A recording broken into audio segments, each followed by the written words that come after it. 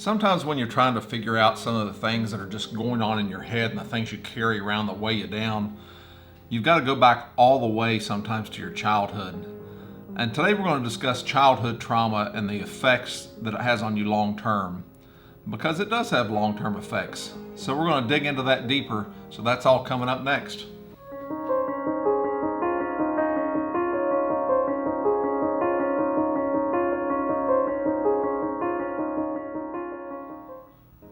I'm going to share some things on today's video that I've probably never shared with anyone else in my life. But as part of my unpacking process of just unpacking my mind to make room for happier thoughts. And sometimes you got to go all the way back to your childhood to do that. And I'm going to share just a few things that I think help shape and mold me and help shape and mold my depression and anxiety. And it goes all the way back to my childhood. And I'd say it all started probably when I was about 4 years old, when my parents were getting a divorce. You think, man, that was a long time ago. How can you still remember that? Well, you do. You don't try to think about it, but I think that's what helps shape us and mold us into the people and the adults that we become. And I think about when my dad left. I can remember one time my mother looking for me, and I was hiding behind a chair, curled up in a ball crying because I wanted my dad. I've never told him that. My mother knows it. We've talked about it. But then I look at the effects that it had on me growing up, and I'm going to get into that more in a future video. But it shapes you and how you think of things and how you think of relationships and the way you treat your own children. But you know, it wasn't soon after that my mother started dating. Well, it was probably 6 months past. She started dating, and the gentleman she was dating came by one evening, and we were eating cookies. And you'll understand why I remember this the further I go. But we were eating Oreo cookies, which I loved when I was a little chubby kid. I still love them.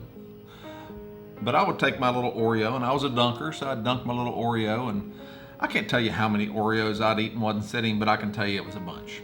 I was a chubby little kid, and my mom usually would say, "Here's the Oreo." She didn't set them out. She'd just say, "There you go, enjoy."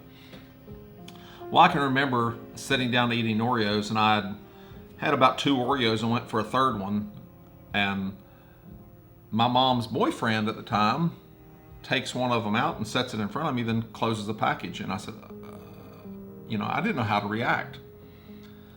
That was the first time that I realized that things are going to be different for me as a child. It wasn't going to be what I was used to.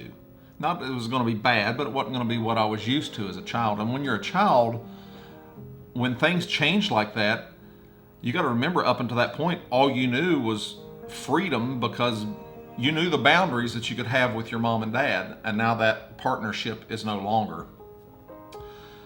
Fast forward to where I'm just a little over 5, and my mom marries this gentleman, and he ends up being my stepdad for 48 years. We just lost him here a couple months ago, and he was my dad. But growing up, we had growing pains in that relationship. And I look back to his previous experience he had growing up, and that was with his mother dying when he was 9 years old, and being raised by his grandmother. And he was raised with his uncles, and I'm sure that he never felt like the house that he was raised in was his home. And that became evident to me now in my later life when I look back on it, and I get it, why he acted the way he did. But growing up as a child, we couldn't even get in our own refrigerator to get even a glass of water without asking permission. And I think about that now, and I think about my kids and my grandbabies, and I was just not like that. And I never felt like my home growing up was my home. And it's not a slam at anyone, but it's just the truth. I never felt like it was mine. I felt like I was just a renter, basically. And that can be detrimental to a child's psychology growing up, because I know it was to mine. And I developed these nervous things when I was younger, and my mother would say, "Oh, he's just got a stomach ache." No, I was just nervous. I was a nervous kid, and I had anxiety and started having depression when I was young. But when you're that age, you don't know what it is. So that's the first layers that start building up with you, is when you're a child. I developed where I was afraid of the dark. I was afraid of that house. There were certain rooms that we weren't allowed to go in that were just my dad's rooms. And I can remember thinking, man, this is just, I don't get it. I see my other friends and they don't have these rules. I'd go to my friend Keith's house and hell, I'd eat a whole box of donuts or whatever and ice cream bars, and nothing was ever said. But it wasn't that way at my house. And the older that we got, my sister was 2 years older than me, and she got to the point to where she just started to rebel. And I don't blame her for it. I mean, I get it. But it made it really even tough on me and my brother. My brother's 4 years younger than I am. And then terrible, terrible fights started happening in my home. From the outside looking in, no one would have imagined that went on at my house, but it did.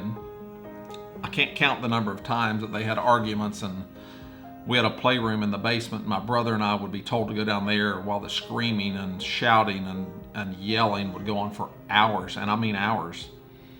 And my brother and I are little kids, and we are terrified down in the basement crying and holding one another. And I'm not saying this for you to feel sorry for me, but I'm bringing this up to you because it's helping me to understand why I've become the man that I've become, but also that I need to talk about these things to be able to free them from my mind and to free myself from these feelings that I have and that I've harbored for years.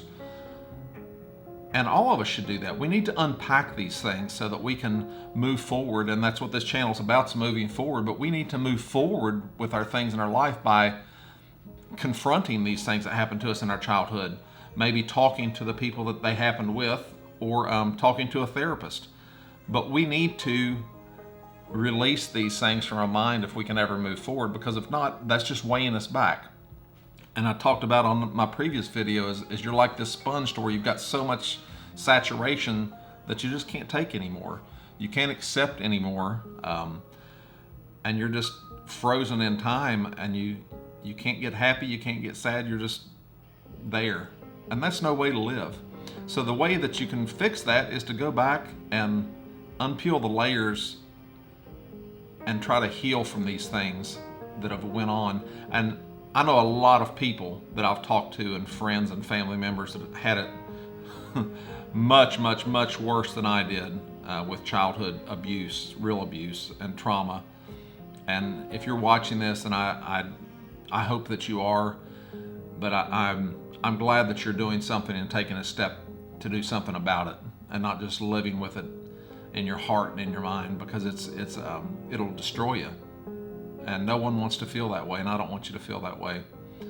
So if you would, I would love for you to join me on this journey. And the next video I'm going to talk about is my teenage years and the traumas and things that I dealt with, and things that shaped me and molded my depression and anxiety.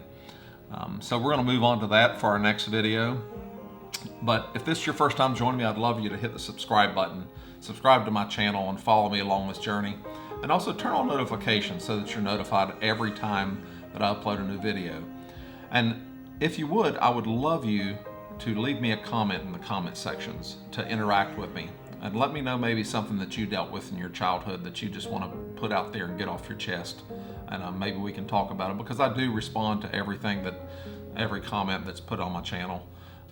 As long as I can do that, I will continue to do that. And I just pray that you just continue to move forward. And until next time, we'll see you. Bye.